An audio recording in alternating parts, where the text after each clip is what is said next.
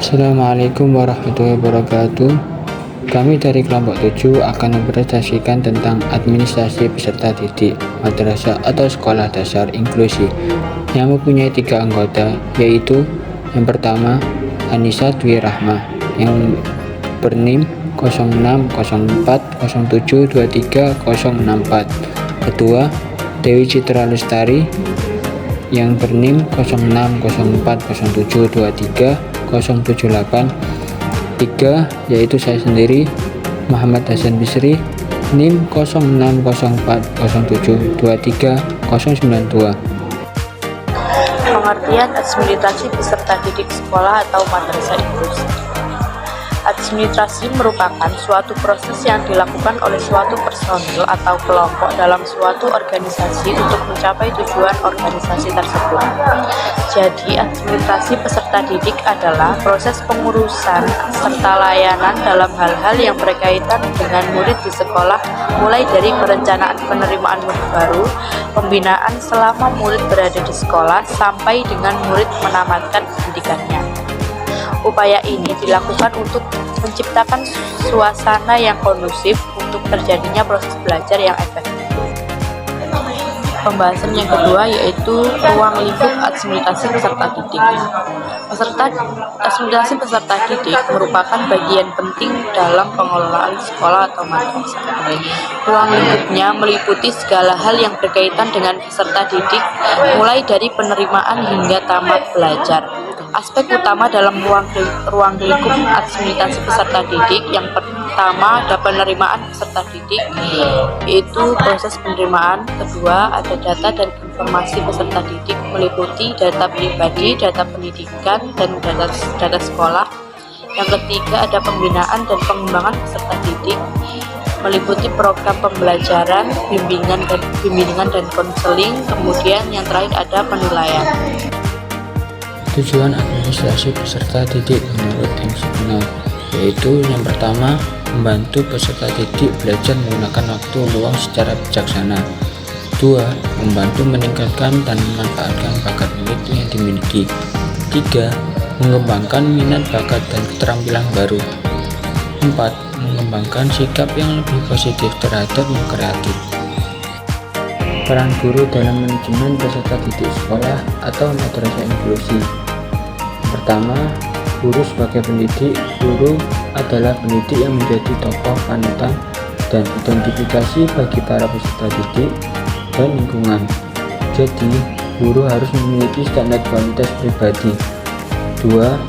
Guru sebagai pengajar. Kegiatan belajar peserta didik dipengaruhi oleh berbagai faktor seperti motivasi, kematangan, hubungan peserta didik dengan guru, kemampuan verbal, tingkat kebebasan, rasa aman, dan lain-lain. 3. Guru sebagai pembimbing.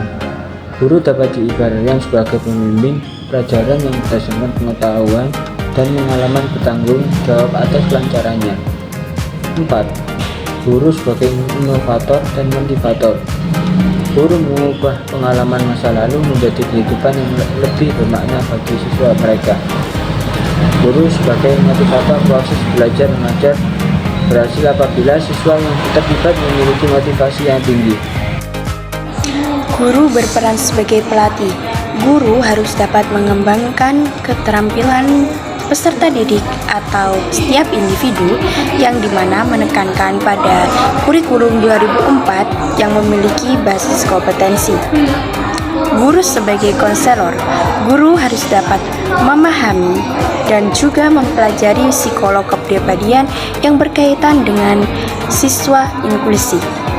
Guru sebagai evaluator, yang dimana guru harus dapat mengevaluasi hasil pembelajaran yang telah diperoleh oleh setiap individu atau peserta didik. Tujuan dari hasil evaluasi yaitu kita dapat mengetahui dan menilai keberhasilan dari suatu proses pembelajaran. Tidak hanya siswa, juga guru harus dapat mengetahui perkembangan yang dimana perkembangan tersebut kita peroleh dalam suatu pembelajaran. Tahapan penerimaan peserta didik sekolah atau madrasah inklusi melalui identifikasi dan asesmen. Identifikasi merupakan suatu proses yang dimana di dalamnya kita dapat menggali dan mengenali keberagaman peserta didik tersebut. Dalam proses ini kita dapat melalui beberapa cara, yaitu wawancara, observasi, tes, dan juga pemeriksaan dokumen, yang dimana di dalamnya kita dapat menggali informasi atau data terkait dengan peserta didik tersebut. Sedangkan asesmen adalah suatu proses yang sistematis dan komprehensif yang dapat kita gali lebih lanjut mengenai permasalahan terkait hambatan, masalah, atau keunggulan yang terdapat dalam peserta didik tersebut. Hasil asesmen dapat dituangkan melalui proses pembelajaran yang dimana kita dapat melalui potensi yang ada dalam setiap individu atau peserta didik tersebut. Sekian, terima kasih.